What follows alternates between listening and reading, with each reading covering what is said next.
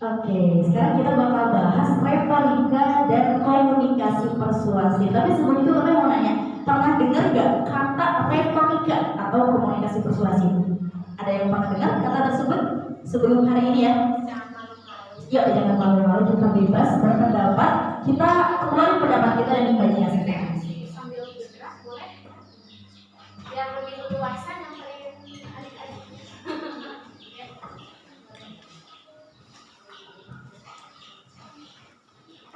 Oke, ada yang pernah dengar retorika dan komunikasi persuasif sebelumnya? Belum pernah dengar. Yang lainnya yang belakang juri. Belum pernah dengar ya? Oke, dari sini kita bakal bahas retorika dan komunikasi persuasif. Kalau belum tahu, tapi komunikasi tahu artinya apa? Komunikasi yang kayak gimana menurut kamu? Berbicara. Ada lagi yang berpendapat komunikasi itu yang kayak gimana? So, gak apa-apa sama-sama bebas aja. Asal nyebutnya Asrun atau ya disebutnya Asrun juga gak apa-apa kalau sama saya masuk. Komunikasi menurut kalian apa? Tadi katanya ngobrol, terus apa lagi? Soalnya di pikiran kalian ketika mendengar komunikasi yang kayak gimana sih? Kalau sekarang saya mendengar komunikasi bahwa yang menjelma teh. Nah, menurut kalian apa sih yang terlintas ketika mendengar komunikasi? So, berimajinasi. Apa itu komunikasi? Ada yang berpendapat di perempuannya masa kalah sama cowok? Berhubungan, oke bisa. Komunikasi itu ada yang berhubungan. Nah, kita bakal belajar banyak hal mengenai jatuhnya organisasi. Karena organisasi itu jatuh namanya itu komunikasi loh teman-teman. Kita memang banyak orang, tapi kalau kita gak ngomong, jalan gak organisasinya. Kita gak ngomong, sang kelas ngomong, tapi kita gak betul cicing loh gitu. Bakal ada gak komunikasinya? Nah, itu makanya kita bakal belajar banyak mengenai organisasi. Nah, kita bakal belajar apa aja sih? Nah, kita tuh bakal belajar retorika plus prinsipnya. Retorika tuh punya prinsipnya teman-teman, dan juga komunikasi persuasif sama tips komunikasi. Nah, tips komunikasi ini rahasia dan biasanya disimpan sama orang-orang hebat. Nah, biasanya itu tuh tips komunikasi susah banget deketinnya loh teman-teman. Oke, sebelum kita lanjut ke materinya, di sini kita punya quotes ya dari Theodore, di mana komunikasi itu adalah tiket kamu menuju sukses kalau kamu memperhatikan dan belajar serta melakukan secara efektif. Kita belajar bahwa 1 tambah 1 itu 2, tapi kita tuh gak pernah praktekin tapi ini sama ini berapa. Kita bakal sukses ya? Kita belajar misalkan huruf hijaiyah, alif lam mim, tapi kita gak pernah praktekin. Kita bakal tahu gak maknanya kayak gimana? Kita gak bakal tahu. Kita tahu letak SMP 1 atap itu di mana, tapi kita gak pernah berkunjung ke SMP-nya. Bakal tahu gak? Oke, kalau kalian orang sini pasti tahu bener saya udah lihat dari kecil. Tapi kalau saya tahu SMP 1 atap di Citego, tapi saya gak pernah di Citego mau tahu kayak gimana.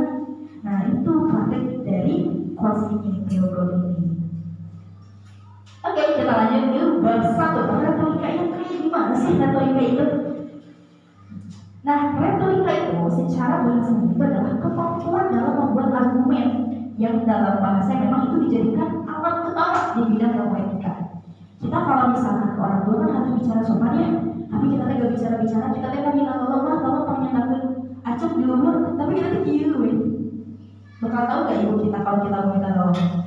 Enggak kan? Nah, itu retorika itu kunci utamanya. Nah, retorika itu ternyata berasal dari bahasa Yunani loh. Nah, bahasa Yunani kok bisa sih tadi bahasa Yunani jauh dari Yunani itu?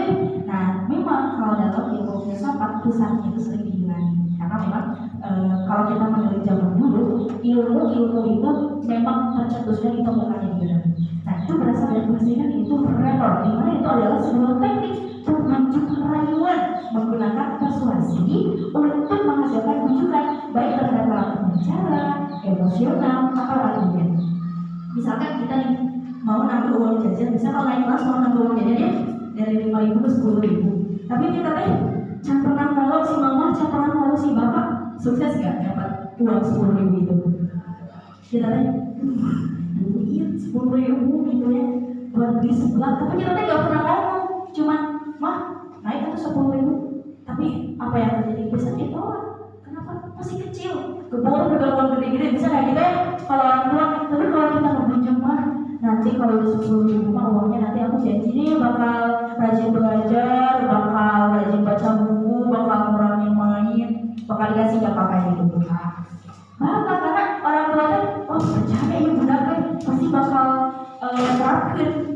kemarin yang dijanjikan. Nah sama halnya kayak retorika itu ya bermaju rayuan, kita harus bisa membujuk dengan cara yang logis juga. Gak boleh tuh, Pak kalau misalnya Bapak masih 10.000 tapi Bapak dibangun lebih, tidak logis kan di luar 10.000. Nah itu jadi kita bujuk rayu juga harus yang masuk akal. Boleh dilanjut Ibu?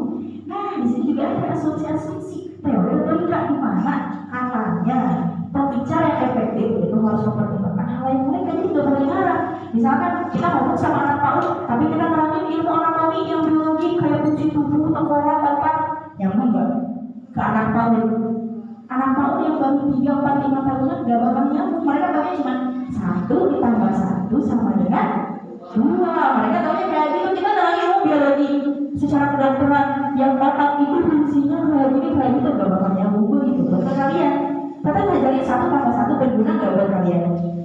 Yang sekarang lagi di sini berguna nggak kalau kita nyebutin ngajarin 1 tambah 1 berapa? Enggak, karena kalian udah tahu. Nggak berguna juga ngajarin buat kalian. Kalian udah tahu 1 tambah 1 itu berapa? Kecuali kalau saya mengajarkan ilmu-ilmu yang memang cocok untuk seusia anak SMP itu baru berguna. Nah itu jadi kita pertimbangkan hal yang. Tapi kalau misalkan kita sama orang tua ngobrol sama misalkan yang muda kan biasanya banyak orang-orang tua ya biasanya kita ngobrolinnya Pak, biji tambah biji sama raka gak bakal nyambung. Orang tua juga udah tahu 1 tambah 1 itu 2, gak bakal logis. Begitu pun kalau misalkan kita ke dokter nanya itu ilmu umum, dok hari pasal 1 ayat 1 naon gak akan nyambung karena dokter tahunya itu ilmu-ilmu yang mempelajari penyakit di tubuh manusia, bukan mempelajari ilmu umum kayak gitu. Jadi ya ada hubungannya dong kita sama hal yang kita tuju. Oke, dilanjut Ibu. Nah, asumsi yang kedua, katanya pembicara yang efektif itu harus menggunakan sejumlah bukti dalam presentasinya. Kamu punya uang 10 juta tapi cuma udah ngomong doang, ada yang percaya nggak? Hei, orang mau ngambil 10 juta kayak nyambung. Cuma gitu aja, kita nggak punya buktinya. Atau kayak misalkan gini, yang biasanya sensitif itu dalam organisasi keuangan. Pak, tadi saya beli buku 50.000 sapa, kan gak logis ya? Nah, buku sapa 50.000 bisa lagi 30.000-an. Nah, kita tidak punya bukti. Nah, kita bakal dicap sebagai bendahara yang benar gak kalau kayak gitu? Kita gak punya bukti bahwa buku itu 50.000. Enggak kan? Tapi kalau kita sertakan nota, Pak ini nota dari tokonya 50.000 untuk buku yang ukuran big boss misalkan 1 box 50.000. Nah mereka baru percaya karena apa? Ada buktinya. Begitu pun ini kita kalau mau berbicara, misalkan kita gini, hei orang mah pasti Bandung, pasti alun-alun Bandung bagus masjidnya. Percaya gak kalian kalau gak ada fotonya? Enggak kan? Gimana ya emang Bandung itu harus rumah aja. Misalkan kita harus mengarangnya kalau anak-anak SD, tapi kalau kita punya fotonya nih Bandung tuh kayak gini, ada gedungnya kayak gini, ada masjid yang di sebelah sini dekat masjid Bandung teh ada tempat dagang. Kalau ada fotonya kita percaya itu apa? Kita harus punya bukti. Nah dilanjut lagi, bukti-bukti tersebut itu dijabarkan di 3 bagian, ada etos, ada pakas, ada logos. Hati bahasa anak, ya memang bahasa ingat. Memang kita belajar ilmu yang memang mempelajari bahasa lain juga. Kayak di biologi. Biologi kan kita belajar bahasa Latin ya. Kita kalau misalkan secara umum buat apa belajar bahasa Latin? Tapi kalau dalam biologi memang yang penting itu bahasa Latin. Ya bahasa Latinnya beras, Oriza, Sativa, kayak gitu. Nah, asumsi teorika itu yang pertama itu ada etos. Itu mengacu kepada kepribadian, kecerdasan dan niat baik. Misalkan yang meranginya orang jahat, kalian bakal percaya nggak? Misalkan narapidana kasus pembunuhan, misalkan jadi pemateri, percaya nggak kalian? Kan udah dicabut dong. Kita siapa dia nih? Kayaknya dia punya niat membunuh dong. Kalau misalkan jadi pemateri gitu ya, atau menyebarkan materi-materi yang memang berasumsi negatif. Nah, terus yang kedua ada patos yang berkaitan dengan emosi yang terjadi pada pendengar atau halayak. Kalau misalkan Teteh ngomong di sini sebagai apa-apa, kalian bakal menerima dengan baik nggak? Enggak kan? Saksi si Teteh kenal gitu, ngomong banyak, sih betul ya? Kan dia sering gitu ya, kalau sama orang yang marah-marah yang gak jelas. Tapi kalau misalkan sama orang yang, misalkan marahnya itu karena kita tuh melakukan kesalahan, misalkan dihukum si bapak beda beres. Nah itu bisa diwajarkan karena ada alasan. Tapi kalau kita tiba-tiba datang marah-marah, kalian gimana? Kan yang ada males ya ketemu saksi mana? Bagus soal kenal gitu ya. Nah terus yang terakhir itu ada logos, itu bukti logis yang digunakan oleh pembicara. Yang menurut Aristoteles, logos itu melibatkan penggunaan beberapa praktik seperti membuat file logis dan membuat kata-kata yang jelas. Misalkan TTT ini berbicara tentang komunikasi, tapi TTT ngatur kalau itu kan dia ngomong ke ngaji, ngomong ke subah, ngomong ke bapak poli, kan gak nyambung dong sama materi ya, gak ada kaitannya kan. Nah itu jadi kita harus berkaitan, harus ada komitmen, kita juga harus setuju dengan niat kita ya. Misalkan kita mau ke posyandu, tapi ada niat kita mau disebelah, gak nyambung dong. Kita ke posyandu buat apa? Ke posyandu sama anak-anak kecil, anak-anak balita ya, yang masih dia ada scanning, kayak jalan, terusnya gitu kan tidak boleh sebelah ke posyandu, kan gak sesuai ya sama tujuan kita dan niat kita. Nah terus dilanjut lagi. Nah, yang kedua, prinsip retorika. Retorika juga punya prinsip, gak cuma biasanya kan kalau kayak pembicara-pembicara atau misalkan orang-orang seperti Aristoteles, Pak Jokowi misalnya punya prinsip. Nah, ini juga punya prinsip. Ya, kayak gimana tuh? Nah, prinsipnya itu ada 5. Yang pertama ada penemuan, ada pengaturan, ada gaya, ada penyampaian, dan juga ada ingatan. Oke, kita lanjut yang pertama. Penemuan, integrasi cara berpikir dan argumen dalam pidato. Oke, kita geser ke kita ke pidato. Pidato kan kayak gimana? Tahu pidato? Tahu pidato? Kalian tahu? Ayo jawab dulu, gak apa-apa sedih. Kemudian semuanya kayak gimana pidato? Tahu nggak pidato? Coba harus berarti asam tuning. Aduh ya, aku dia asumsi. Apa pidato? Yang kayak gimana pernah lihat yang pidato? Nah, yang kayak gimana pidato tadi? Gak apa-apa ngomong asal juga. Oke, berbicara. Terus apa lagi? Biasanya pakai mimbar ya, kalau yang pidato itu ngomongnya itu keren-keren. Nah, itu juga ada. Oh, pidato bahasa Sunda kemarin itu ya pidato. Lalu itu pidato yang kayak gimana? Jangan malu lagi, gak apa-apa pidato yang kayak gimana? Kemarin itu pidato ya. Yang kayak gimana? Oke, berbicara, sama-sama berbicara ya. Tapi kalau pidato itu satu arah. Satu arah itu nggak kayak tadi. Kalau tadi kan berbagai arah ya, nanya-nanya ke kalian. Kalau pidato itu tidak membuka pertanyaan, itu maksudnya komunikasi satu arah. Yang lainnya mau itu mau sabaresa, itu pidato. Tapi kalau yang kayak tadi ngajak ngobrol ke kalian, itu namanya komunikasi berbagai arah. Jadi kalau komunikasi berbagai arah, kita tuh jadi lebih paham sama materi. Biasanya lebih baik kayak misalkan kalian sama bapak ibu guru di kelas suka ditanya kan sama bapak ibu guru, atau kalian suka nanya kan. Nah itu contoh komunikasi berbagai arah. Tapi kalau misalkan bapak ibu guru nanti nanya, mau kan 1 tambah 1 2, 2 tambah 2 4, ngerti nggak? Cuma ngomong gitu, enggak kan? Nah itu pentingnya cara berpikir. Nah tapi kalau sekarang kita bahas dulu yang fokus di pidato, yang komunikasinya satu arah. Nah integrasi dan argumen itu kayak gimana sih? Argumen tahu teman-teman tahu argumen kayak gimana? Pernah dengar argumen? Pernah? Yang kayak gimana coba? Kuliah sebelum ini gimana argumen? Serius gak apa-apa ya? Kita berani dong, masa perempuan udah berani ya? Gimana argumen? Yang lain atau yang di belakang cari cimai? Cari cimai. Kamu tahu argumen? Enggak, yang lain aku sok gak apa-apa ya. Jawab aja argumen tadi anu gitu. Kalian kalau ditanya doa paham ayat bubuan, itu kan bisa. Padahal gak harus dijelasin berpakipat kan.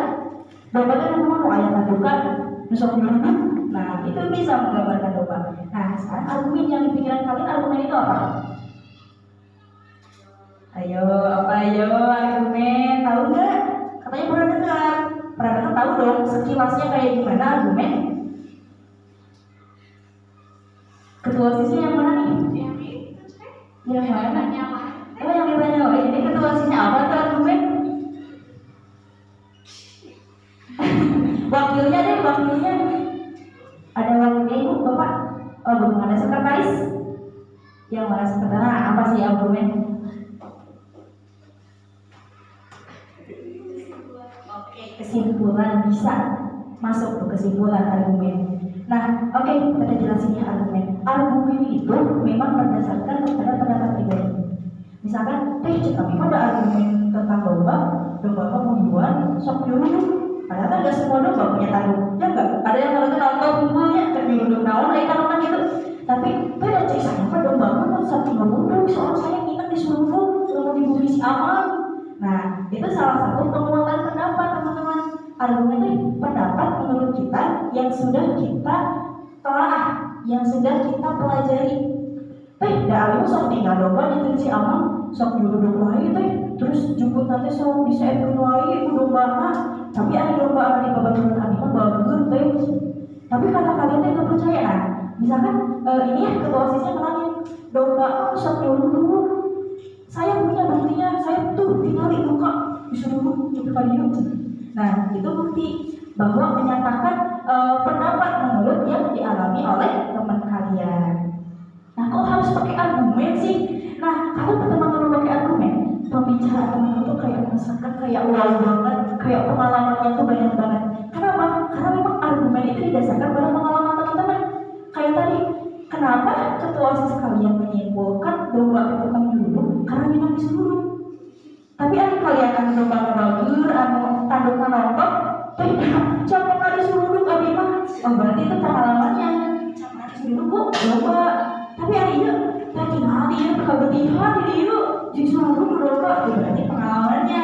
Nah diterangkan, bahwasanya pernah disuruh domba, bahwa pas mandi disuruh jadi bangun ini. Nah, misalkan kayak gitu. Terus kalau pakai argumen, mampu mempengaruhi teman-teman ketika dengar dia sering disuruh domba. Jadi gimana pikiran kalian terhadap domba? Siannya. Terus jadi geureum kan domba, kenapa nggak ada kata domba kayak orang baru? Pasti ada pikiran kayak gitu kan? Nah terus pemikiran teman-teman itu terbuka. Sudah domba teh bagus. Dengan si musuh disuruh dulu domba nanti. Oh berarti domba teh aya domba ger aya dong. Aya domba bener. Nah jadi terbuka kan teman-teman teh. Nah terus memperluas wawasan. Orang sudah tidak bagi bagus dan dulu udah bagus domba nanti anak-anaknya teh. Dengan si Iman pernah disuruh kok berarti emang domba teh bapak karakternya kayak gitu. Terus pendapat teman-teman kalau pakai argumen, kalau pakai pendapat lebih berbobot. Karena kenapa? Tadi teman-teman kalian itu nggak jelasin, berarti pernah disuruh lebih kedihan, lebih kadiu, kalian mandi sebelum. Nah, jadi kan pendapatnya itu berbobot karena punya pengalamannya juga, punya buktinya juga. Berarti teman-teman jadi lebih percaya, oh dompetnya ternyata bisa galak, air kehidupan kayak gitu.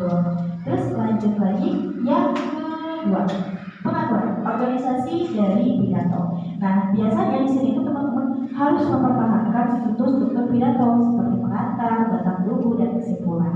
Nah, teman-teman kalau ikut organisasi pasti udah gak aneh sama yang namanya pidato, gak aneh sama yang namanya ngomong bawel, itu aneh.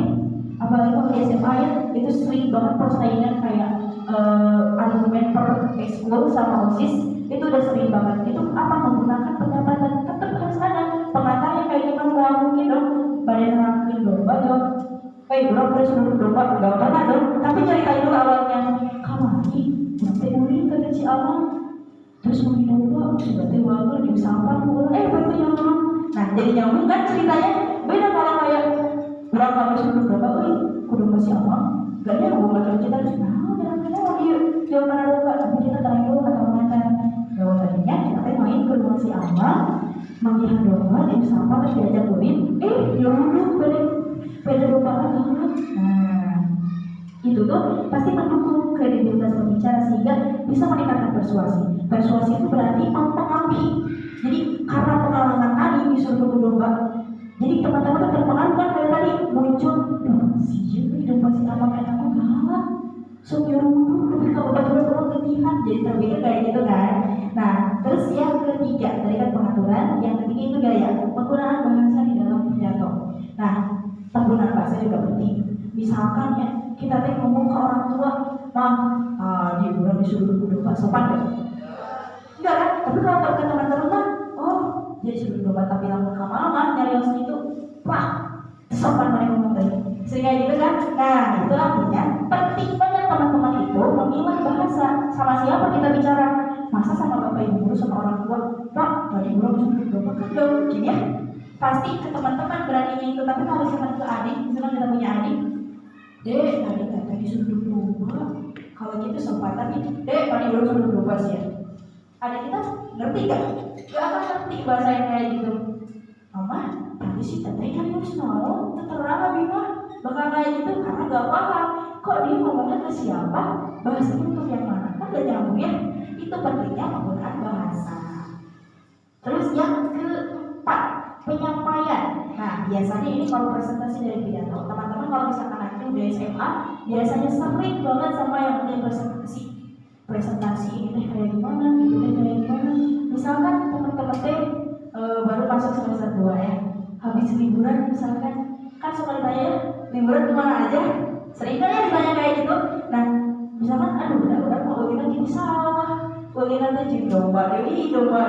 Nah, kita tuh ke depan menyampaikan kamar itu abis liburan enjing sarang si abang domba di sawah. Nah, itu kan menjelaskan pengalaman kita, presentasi, menyimpulkan. Kalau dijelaskan jam 5 kurang gudang, jam 7 kurang diceritakan ke si mama, beda bisa mandi kan gak kayak gitu ya.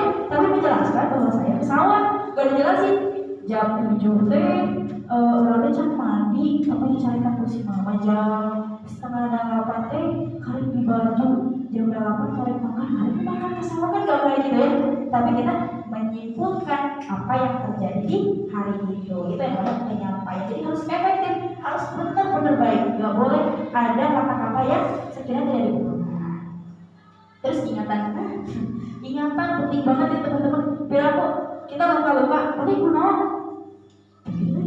jauh ya kan gak mungkin ya. Pasti kita juga harus punya ingatan, penyimpanan informasi di dalam benak berbicara. Kita tuh mau di depan mau menjelaskan liburan tadi ke sawah di si abang. Kamu itu kemana? Kan gak mungkin ya kayak gitu. Malu atuh. Nah, kita tuh harus disimpulkan dulu. Nah, aku mau nemenin yang ke sawah di si. Oh, ada tikusuk disolokan, diceritakan. Kita tuh udah nyiapin dulu kan. Gak mungkin. Oh, itu nak kunaon sampai nabi itu nyari. Kalau itu dekat tikus, luka kunaon kan gak mungkin ya kayak gitu. Nah, kita juga harus dipersiapkan. Kita tuh harus mengerti apa aja sih yang bakal kita omongin di depan orang-orang. Sama kayak kita juga nyiapin dong ini. Gak mungkin kita asal-asal bicara kayak gini. Kita juga nyiapin informasi apa yang bakal kita sampaikan. Sama halnya kayak tadi kalau teman-teman disuruh menjelasin liburan, pasti dong teman-teman disiapin dulu. Ada di sawah, solokan, jangan sebelah gue. Nah, itu kan disiapkan alurnya, ada teman-teman ceritakan. Nah, dilanjut lagi, kalau misalkan teman-teman pengen gitu ya, tadi sudah cerita, harus siap Pak Jokowi jadi presiden ramai sih karena teman-teman cuma tahu jadi presiden tapi gak ada usaha, bisa nggak? Kalian mau beli sebelah tapi kalian mau angkat imam, bisa nggak sebelah mau beli? Ini ada misalkan si mama udah dagang sebelah nanya, wah sebelah. Tapi kalau misalkan sebelah berada di tetangga, kira-kira males. Apalagi kalau perempuannya kalau misalkan lagi datang bulan, males banget kan kemana-mana ya. Ya sebelah, nggak boleh. Ada nggak sebelah datang imam? Enggak kan? Kita nggak mau ke si mama cuma cincin gue. Pas si mama nanya nih lapar tuh apa kamu datang bulan nanya, lu sih kenapa nikah gue? Mama kita kan nggak tahu dia apa. Mama kita nggak tahu dia apa sebelah, nggak ngerti dong sama sikap kita, ya nggak? Cowok-cowok nggak ngerasain dia mau datang bulan, kalau cowok-cowok lagi males ngerjakan tugas biasanya, Korea nulis selalu si ibu teh, senin dikumpulkan hari minggu malam teh, nunggu tugasnya ini, bisa nggak kumpulin tugasnya? Enggak kan? Nah makanya teman-teman kalau ada kemauan, ada keberanian juga, misalkan, aduh, jadi orang pengajar ke pasar bisa bawang sekilo, koyok bisa bawang teh. Tapi isiin ke pasar teh, siun ayah tukang ojek, siun ayah tukang parkir atau ojol-ojol, 2.000, siun gitu. Bisa nggak kalian ke pasar? Cuma tahu gitu, meser bawang 1 kilo ke pasar, siapa? Cici gue. Nah itu makan siun itu ke pasar kan, siun ayah tukang parkir lagi 2.000, sampai nggak ke pasar? Diam doang yang ada kamu di kamar. Sama halnya kalau teman-teman punya cita-cita. Saya mau jadi guru, saya mau jadi perawat, mau jadi dokter. Tapi kalian cuma rebahan gue, scroll TikTok, scroll Instagram. Bisa deh jadi dokter? Enggak kan? Sedangkan di dokter itu perlu aja misalnya pikiran aduh Kalau orang yang batur curi di pojokan, bisa enggak kalian jadi dokter? Kalau kayak gitu caranya enggak kan? Nah makanya teman-teman itu ada kemauan, keberaniannya juga harus ada. Kalangan kudu ayam misalkan, sebelum kita ada bubuk supaya kita tetangga, siut lebih mual kita kalau harus pulang, mual aduh karena siut udah paham. Saya pernah punya pengalaman ke grosir ya, grosirnya itu kayak dari sini ke lapak di sana ya. Tapi kebun, mana ada makan buah keluarga, dia keluarga B, memang terkenal apa ya, makan orang si keluarga tersebut sama semua gitu. Salingnya bayangkan setengah genap ke kelas 2 SD, bisa kopi jeung minyak yang baru dari 2000. Kelas 2 SD di bulan 2000 asal benar. Kan menang ciki, 4 bungkusnya juga bayarnya, aduh, bagus sih kalau ciki. Dengan saya punya kakak waktu itu masih kelas 3 SMP. Mau dibayar sih aku 2000, iya gitu kan, kita iya 2000. Tapi disuruh sendiri ngurusin, nyingin 2000. Sampai dasar acan waktu itu bakal ibu diri. Tapi ya mau budak SD-nya karena sok nyantai, belum masuk ya. Di makam, bayangkan saya gitu di makam nyanyi itu baru. Ternyata di sini kan makam keluarga, di seberangnya makam keluarga itu di sini ada rumah kecil di tengah-tengah kebun yang isolasi. Ada guru itu hari. Nah sedangkan waktu saya main sama teman-teman saya yang cowok gitu, kayak kamu deh show udah anjing, cenama namun ayah anjing, tapi aku lupa jangan ke bisi udah ini mau gerak udah gitaran di depan itu, ayah anjing ini, langsung lupa kebersihin, bisa kopi bisa minyak, ayah anjing, gimana ini 2000. Nah di kresek yang 1 kilo kan kecil ya, kopi sama minyaknya pas, ada ciki 02, jadi nyatu panggilannya kresek ada 3, jadi kiwe gitu ya. Jalan kebun atau sebenarnya ibaratnya ke sesuai. Ternyata di rumah itu tuh si anjing itu nyusuan. Betina dia punya anak berapa? Tenang. Terus dia lihat itu pasti ngeliat deh. Menawarkan si anjing itu leo dia. Kan teman saya namanya Dada ya. Jadi si Dada dia benar lupa. Tinggal di gini, tapi dia telah selesai. Lagi tinggalkan selesai, tapi tidak ada kopi ya. Jadi saya kan masih mama diangkat. Kenyakan, ciki, buka ciki tadi. Ya makan, tapi bangun gabinya, tapi pergi dulu semua kan mesti dicari lagi makan bungkul deh. Makan kita makan lagi anaknya yang biji masih baru banget gitu, maksudnya masih tanah banget, belum di bataannya. Itu kebayang dong misterinya gimana kan kalau misalkan ada makam baru. Aduh misalnya udah ada gitu bisa ada tungguan mudah anjingnya mudah nangis, saya udah mau nangis karena itu sumpah gak ada orang, karena memang rumah itu sering ditinggalkan sama pemiliknya, jarang pulang ya. Jadi emang rumahnya kosong, jadi isin, baru mau makan deh. Jadi dia tarik bagus, saya tuh lagi bagus nih kalau ada 2 siapa, 2 abi, nah sisa 3 deh kemana?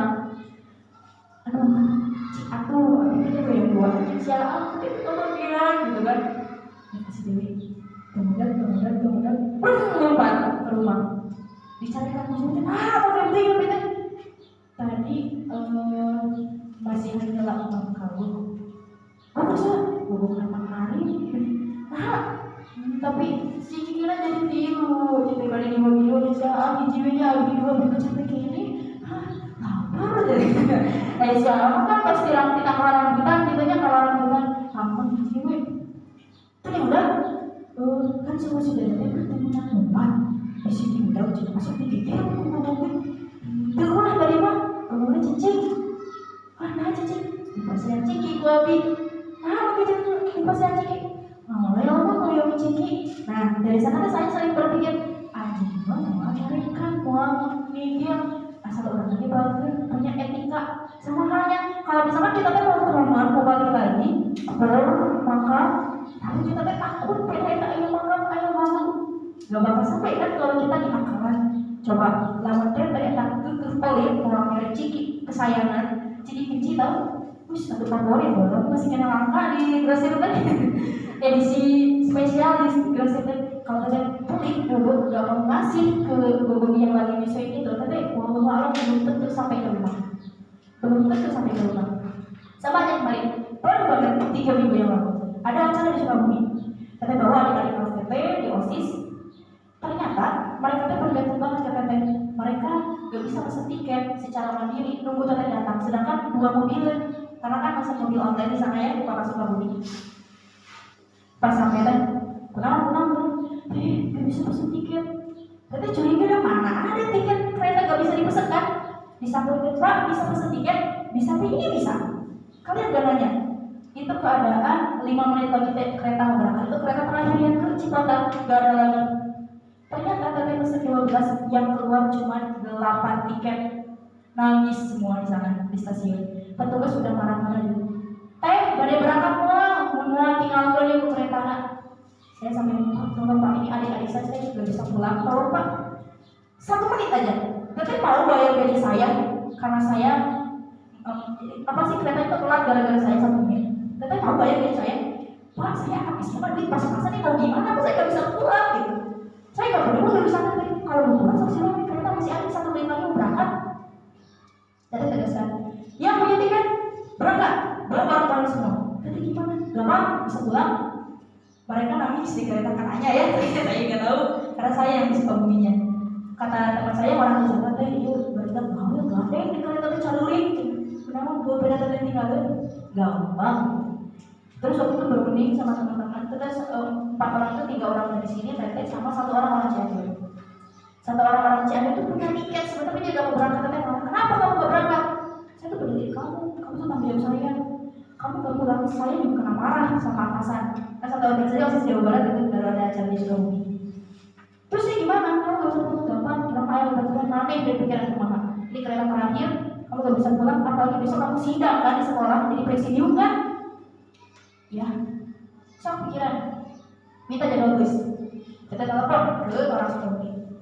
Sabil, namanya Sabil, cowok. Sabil, jadwal bus jam berapa? Jam 7. Oke, kita kejar waktu jam 7 ke sana.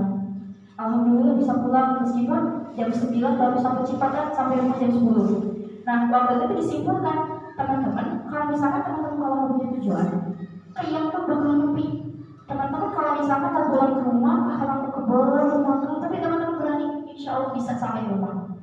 Sama kayak kemarin ke Sukabumi, saya kalau misalkan males, kan ongkos kita cuma 5.000, ada bus 36.000. Wah, artinya dipikir-pikir mah turun jajan setelah gitu. Tapi udahlah, turunin ego, kita naik bus daripada kita besok pagi telat gak bisa sidang. Saya presidium utama, saya gak bisa ninggalin acara. Oke, pulang. Dan waktu itu karena memang orang tua saya sudah santai, saya berpergian jauh. Ketika adik-adik kelas saya nangis, Bapak, pencet tinggalin. Oh, kita bikin enak. Itu kan, karena tahu memang resikonya seperti itu. Saya juga sama. Nah, sama halnya kalau misalkan teman-teman ada kemauan, harus ada keberanian. Nah, sekarang kita bahas sedikit mengenai komunikasi persuasif. Yang kayak gimana? Tadi kan komunikasi itu ngomong kan, kita bisa ngomong, kita bawel. Nah, komunikasi persuasif itu, ibu boleh dilanjut? Yang bertujuan untuk mengubah atau mengalihkan kepercayaan, sikap dan perilaku. Kayak tadi, teman-teman pikir doanya bagus, tapi gara-gara ini ngejelasin bahwa doa itu kan menyuruh. Disuruh berlebihan, teman-teman jadi percaya kan bahwa doa itu menyeramkan. Nah, sama halnya kayak gitu. Sehingga bertindak sesuai dengan apa yang harus melakukan. Dia tuh berharap supaya kalian tidak celaka sebelum berdoa. Jadi kalian tuh tahu sebelum berdoa. Nah, dilanjut lagi. Nah, gimana sih maksudnya? Nah, kalau komunikasi persuasif itu lebih ke prosesnya. Proses penyampaian pesan yang dimaksudkan untuk berdoa. Kayak tadi, kalau dia nggak punya luka di tubuhnya, kalian nggak akan percaya dia disuruh berdoa. Kita tinggal dilihat, bukan dia, bukan mundur. Tapi setelah melihat luka itu sampai merah, gebang-gebang, kalian percaya kan bahwa dia disuruh berdoa? Jadi hanya mau berdoa jangan. Nah, terus dilanjut lagi komponen dalam kelompok. Nah, biasanya ada sikap-sikap individu. Nah, ada 3 komponen. Yaitu yang pertama kognitif, di mana perilaku di mana individu itu mencapai tingkat takut pada objek yang dikenalkan. Karena dia kenalin domba tindakan, dia jadi tahu, oh, domba tindakan. Itu jadi fungsi kognitif.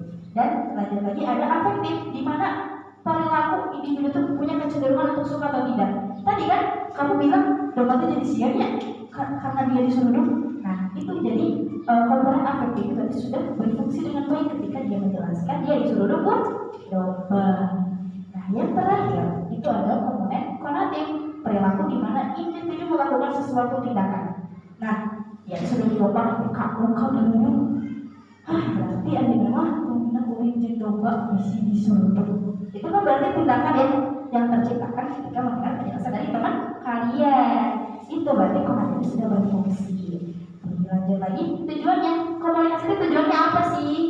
Bawa yang biasanya kayak gitu kalau orang tua dengan ibu muda ya. Nah, tujuannya yang pertama merangsang untuk meyakinkan bahwa dia domba galak, kalian tetap percaya itu domba longer. Terus yang kedua meyakinkan itu dengan apa? Dengan bukti. Tuh tinggal bagaimana? Kita percaya kalau orang. Nah, kita seperti itu ya. Nah, terus yang terakhir ajakan bertindak. Ya tinggal di orang buka, bagus. Tangan kita mau domba itu bisa bagus, bisa galak. Kayak gitu kan? Berarti tersampaikan. Teman-teman juga terpengaruhi sama pengalamannya teman kalian ini. Iya lanjut lagi bu. Tips komunikasi. Ini biasanya rahasia ya orang-orang tertentu yang punya tips komunikasi. Di sini ada beberapa tips. Nah, yang kayak gimana sih komunikasi sama organisasi itu kerat banget biasanya. Yaitu teman-teman misalkan mau jadi program, masa gak ada komunikasi itu ngomong-ngomong kayak orang. Bisa nggak? Enggak kan? Kita harus ngobrol peralatan yang ayam voli, ayam futsal, ayam basket, ada ngobrolnya. Nah, faktor yang mempengaruhi biasanya yang pertama sudah pesan teman-teman itu dapat infonya dari mana? Dari buku, dari pengalaman, dari video kapan? Karena teman kalian disuruh berdoa, dengan pengalamannya, pengalaman orang suruh berdoa dia menyampaikan. Itu mempengaruhi bahwa dia bisa pintar komunikasi karena pengalaman. Terus yang kedua, pesan masuk akal. Enggak, dia disuruh berdoa sampai keluar. Kita lihat dulu, pengalaman disuruh berdoa yang keluar itu ayatnya masuk akal enggak? Masa orang di ngegal itu ketika muncul, logis nggak? Dicocoringin kumpul muncul ketika, nggak logis kan? Si gerak gue besok. Terus pengalaman lingkungan. Kalau dia dipengaruhi oleh lingkungan orang-orang yang positif, misalkan orang-orang itu giat kerja, mereka tahu tujuan mereka, terus bangun terpengaruh. Kalau saya terpengaruhnya karena memang di lingkungan saya sekolahnya pada jauh-jauh. Teman-teman saya yang jauh pada jauh, yang satu di Cianjur, yang satu di Cirebon, yang satu di Bogor, yang satu di Jawa. Jadi saya memang terbiasa dengan lingkungan yang sepi banget ya teman-teman. Jarang banget ada anak kecil di lingkungan saya, serius. Kalau datang ke rumah saya pasti sepi banget. Terus yang terakhir itu pengertian dan kesinambungan. Pesan tersebut itu diulang-ulang enggak? Kalau teman-teman cuma tahu menyampaikannya sekali, teman-teman gak bakal tahu. Sama kalau misalnya nih, sama berbagai guru, coba pelajari lagi PR yang tadi dikerjakan. Suka kayak gitu kan ya? Kalau di SD biasanya atau SMP. Nah, teman-teman tidak mempelajari, bakal menguasai nggak si materi 1 tambah 1 sama dengan 2? Enggak kan? Kita cuma baca sekali 1 tambah 1 2, tutup, baik, nggak akan sampai informasinya. Nah, terus dilanjut lagi, tips komunikasi. Yang pertama itu fokus. Teman-teman harus fokus jadi orang yang bermanfaat. Berapa kali kalau diskusi ini orang nggak bisa, nggak bisa kayak gitu. Teman-teman harus punya tujuan yang baik. Terus yang kedua, harus ketahui dulu tujuan kalian ngomong teh buat apa. Nggak mungkin kan sebelum berubah tujuan ngomong teh bahwa aku terduga. Tidak bisa guys. Harus tahu dulu tujuannya kenapa kalian tuh bicara bahwa kata sebelum berubah. Terus yang ketiga, pahami dulu audiens kalian itu siapa audiens ini kalian. Saya mau bicaranya kan audiens. Ada audiens yang kolot, kita menjelaskan sebelum berubah. Itu gitu. Ubaran gak tuh? Kau sama orang tua, tapi kau sama teman-teman. Ya gimana? Kita kan menyesuaikan juga ya sama usianya. Terus yang keempat, gunakan bukti dan pengalaman. Teman-teman ngarang, orang sudah berubah.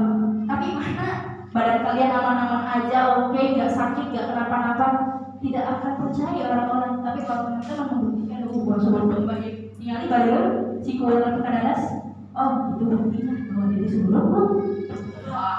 Nah, terus yang kelima, tarik perhatian audiens.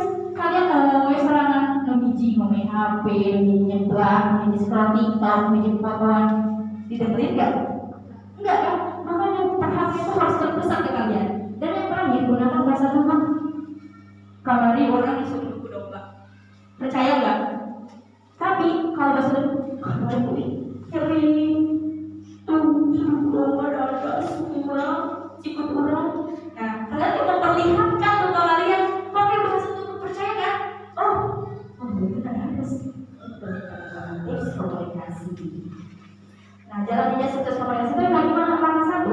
belajar dulu. Berani aja dulu. Saya juga dulu sama. Gak berani banget. Saya sering dimarahin sama pembina ketika siaran radio. Kamu itu kurang ini, kurang itu. Tapi langkah kedua, perusahaan itu berhasil. Itu sebenarnya belum dicarikan ini karena berproses. Sama kayak tadi.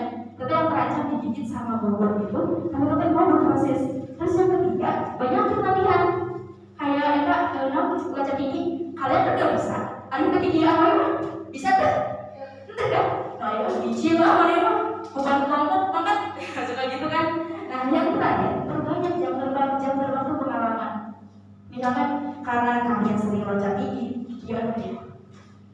Pasti yang satu perusahaan kalian itu beruntung. Rasa kelompoknya sendiri pasti benar. Kelompok udah sendiri kan? Suka gitu kan? Main kelas biasanya. Wah, sih yo, benar saya punya teman cowok. Gimana sama soalnya pasti bilang soalnya kan ini hijau bukan bikin bisa kita bebas berani cowok. Nah itu mungkin banyak yang terbang dan tingkatkan percaya diri, jangan malu. Saya punya guru SPK dulu ketika praktek musik. Puisi, udah gak apa-apa. Seni itu harus malu-maluin. Kalian kalau malu tapi lain malu-maluin dalam hal negatif, malu-maluin itu yang bisa ngobrol kan suka kalau orang positif ya kalau ngobrol itu kalau keren sebetulnya gede seniman itu sok baju mau naik takil ada misalkan anak terkecil padahal baru sambil gitu kan kayak gitu jadi teman-teman harus tingkatkan percaya diri teman-teman itu bisa. Nah kalau itu diterapkan pasti 100% bisa asal perlahan dan terapkan kalau teman-teman itu yakin teman-teman itu bisa. Dan yang selanjutnya cari info. Teman-teman percaya kasih info domba galak. Coba cari info yang lain. Domba ini pun galak kayaknya. Cari info dulu. Terus yang selanjutnya banyakin pengalaman. Sabina udah di domba ngetes di domba galak tuh. Dia domba bibi orang apa? Aku emang. Berarti bener emang dombanya beda ya sama dombanya emang jalur bibi orang ikan dombanya jadi seperti galak. Nah banyakin pengalaman itu bisa untuk kegiatan yang positif baik. Sekarang ada kegiatan online bisa online, bisa offline, hybrid itu kombinasi online dan offline. Misalnya ada yang tahu domba teh fungsinya kenal, cuma dibuat aja, itu bisa mendukung. Tapi teman-teman pengen melihat lagi yang lebih jauh ketika ada penyuluhan. Domba teh lamun domba galuh kan tanduknya gede, lamun domba di rumah kan domba letik, ada yang kayak gitu. Nah, yang selanjutnya banyak diskusi. Kalau banyak orang bagus ya, orang kedua mana bagus, kemarin daripada kita, tapi anak ini, hari mana dari sebenarnya bisa aki-aki domba anak itu jodoh. Nah kita kan jadi tahu domba itu ada domba yang bagus kalau kecil, kalau buana, domba anak ini begitu kalau buana. Nah dan yang selanjutnya katakan sedikit dan katakan dengan baik. Itu pertama dari Irlandia. Irlandia suatu negara di Eropa, dingin banget di mereka itu. Di mereka itu siangnya itu bisa sampai 20 jam. Karena kan di ujung dunia ini berputaran, pergerakan mataharinya memang kurang normal. Jadi mereka tuh malamnya kadang panjang banget selama 6 bulan, kadang siangnya panjang banget selama 6 bulan. Tidak kayak kita ya, jam kita pokoknya. Dan kita di satu istiwa pertengahan bumi kan. Jadi mataharinya stabil secara matahari. Tapi kalau di Irlandia itu emang ini banget. Jadi mereka tuh punya pikiran yang kuat. Mereka tuh bilang katakan sedikit dan katakan yang baik. Nah itu dia teman-teman tips dari saya dan semoga bermanfaat dan bisa dipraktekkan di kehidupan teman-teman masing-masing, diamalkan dan semoga bisa menjadi lebih baik lagi. Dan kalau misalkan ada pertanyaan, boleh tanyakan sekarang. Terima kasih, tepuk tangan dulu.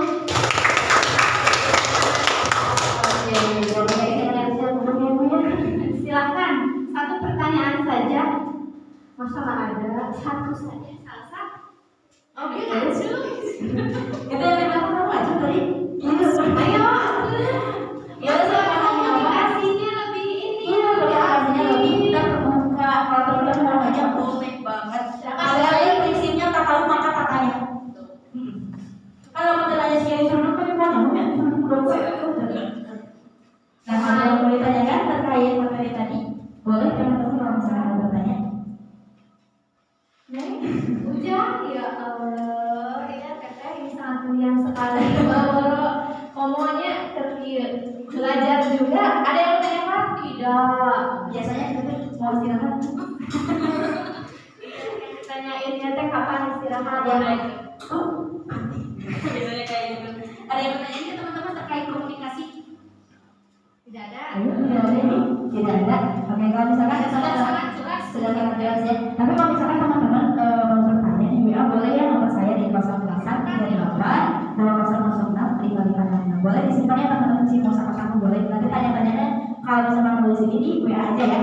Oke, sekian, terima kasih. Wassalamualaikum warahmatullahi wabarakatuh.